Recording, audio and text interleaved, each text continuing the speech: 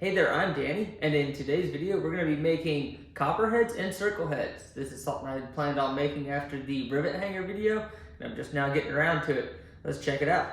I should probably take a minute to explain what a copperhead is. This is a aid piece of gear. It is body weight only. You do not rely on this to catch in a fall. I'm going to link a video to VDIF explaining how to place these and use these up here and in the description. Go check that out. But these are really good when you have a thin flaring seam that doesn't take a beak, a cam, a nut, nothing like that, and you desperately need to get up the wall. You can place the aluminum or copper portion in the seam on the wall, place it up there, and you take a hammer and you paste it to the rock. There's no expansion happening in the rock. It is literally sticking to that rock like bubble gum. That's why it is body weight only. These things are incredibly easy and simple to make because they are body weight only. You don't have to get too crazy with them and too scientific. They, even name brand ones, are still kind of junk. They're not meant to hold a lot. But let's get going and we'll start making these things. For most all my copperheads, I'm using 3 30-second 7x7x7 galvanized cable. It works good on the copperheads. It works well on the rivet hangers. I just kind of use it for everything. Just a one size fits all. You can have small copperheads. You can have large. You can have medium. I'm making more of a medium size, and that works for 99% what I use. Cable. Can't remember the price. I'll put it in here somewhere. This was somewhere around 50 bucks. I get 100 of these for like $8. This stuff's really cheap to make. If you're going to be using a lot of it, it kind of starts to make sense to make your own instead of buying it. I think one copperhead cost me about 70 cents to make, where I've seen them retailed for about $3.50, $4 a piece. So it is a pretty good savings if you start making your own.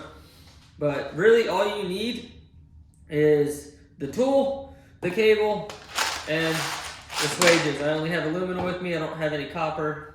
I find aluminum works pretty good, and it's a lot easier to paste because it's a softer metal than copper, I think. First thing we need to do is cut our cable to length. I find 8 inches is a really good length for both copperheads and rivet hangers and all that kind of stuff. And if you're going to be making several, what I recommend is measuring out your very first one. So let's see, I have 8 inches. Doesn't need to be exact, just get it close. And I like to put a little stopper, like a box or something. I just got this laying around. So right there is 8 inches from the cut to that. And there's one right there. This is a way to go through and cut you a lot of pieces really, really quickly. It'll cut me about, let's say, 4 for right now. If I'm making a whole rack, I'll sit here and cut like 20 some of them and make a whole bunch. I've sent a few out to some people and they seem to like them. And a good number of, pretty much I think all the heads pasted, just about all the heads pasted in like the last year or two on Looking Glass have been from this garage right here, made with this device. So they haven't failed yet. They've been holding up really, really well. So I feel very confident in this system. I now have 4 pieces of cable cut to 8 inches long. I'm going to get out 2 of these little crimp swages, whatever you like to call them. And I'm going to start off by making a loop to clip my carabiner through. So I have pushed, I'll try to get a picture of it maybe. I've pushed the cable through and then back in on itself. I have a little bit hanging out the end right now of the cable. And when you swage these 3 30-seconds, you do 2 crimps. Not 3, not 1, you do 2. Bigger ones you do 3, smaller ones you might do 1. So if you're wondering what a good size, for that loop is, just grab a carabiner, stick it through there. Kind of play with it back and forth. You want to be able to comfortably clip a carabiner through it. That's about it. Then I'm going to push the cable till it is flush and give it a grip. That end. Sorry that is loud. I'm going to move it to where the swage is flush on the other side and crimp that one down. I now have half of my copperhead made. I have a loop for one end for the carabiner. Once you get going on this and you get the rhythm, you can knock these things out fast. This other side is a little tricky.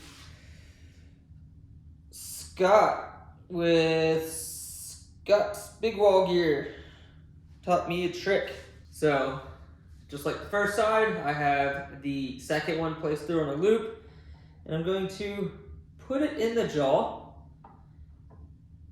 I'm going to put some pressure on it to hold that in place.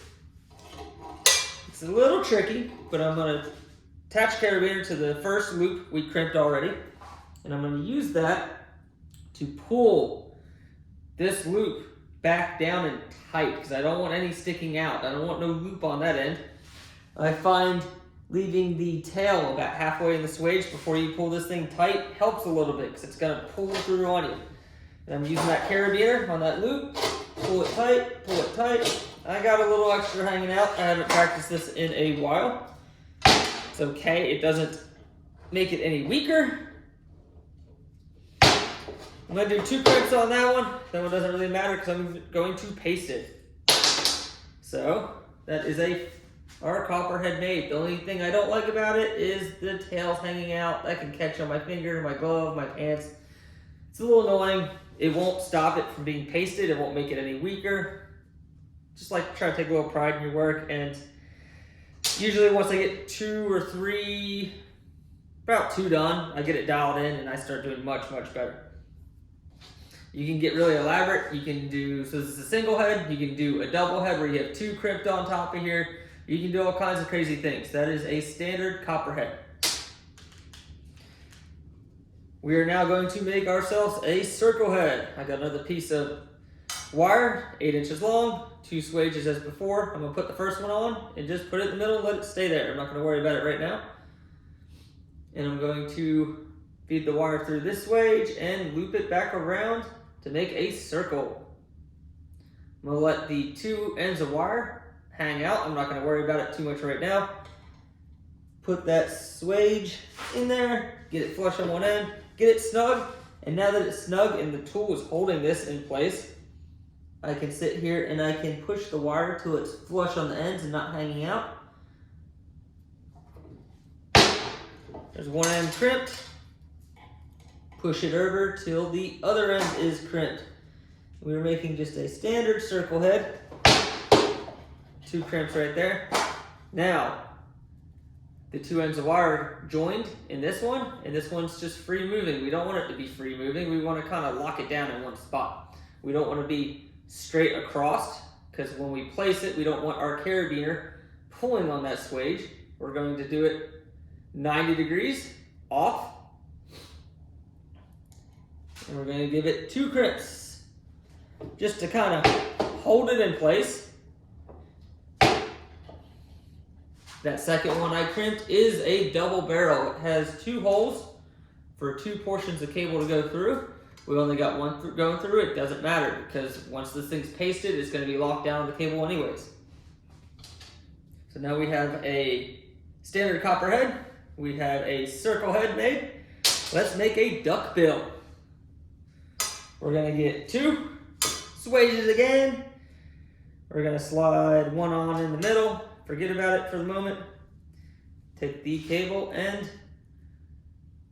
loop it back to make a circle.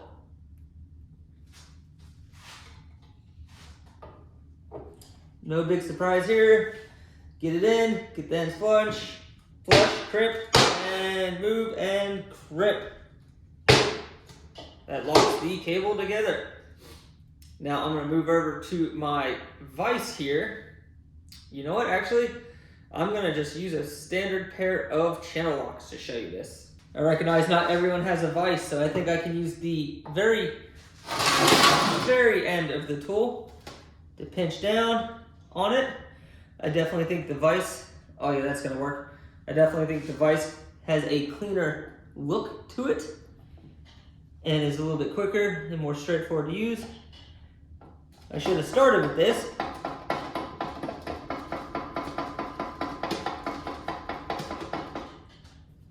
But that worked beautifully.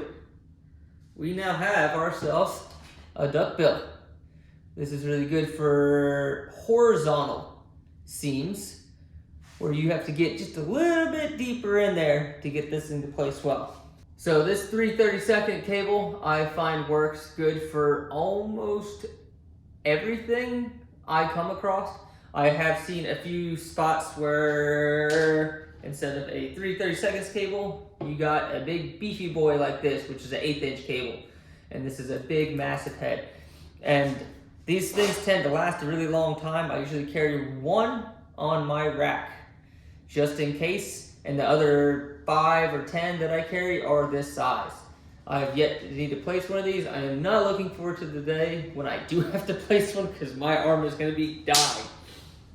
But really hope that helps, and you can get really crazy with this. You could do a standard circle head one end with a duckbill on the other end. You can do double heads. You can do all kinds of things.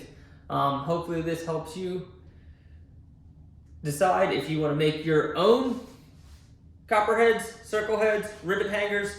These things are really useful, and if you're going to be doing a lot of aids, especially in kind of areas like me where I'm going to the looking glass, and these are routes that have not been repeated in years and years, and these heads are rotting out of there, and you got to dig them out, and you got to place your own. It's really nice to be able to make your own. More well-traveled areas like maybe Yosemite, where you might have a route see a ascent every year, you may get away with just a handful of them, but I just make my own. I make some for friends. I hand them out. I'm really happy with them. I think this, for me, was a really great investment. At this point, I'm going to pop a couple little clips in here just to show you placing these things. And yes, they are scary to lead on. Check it out.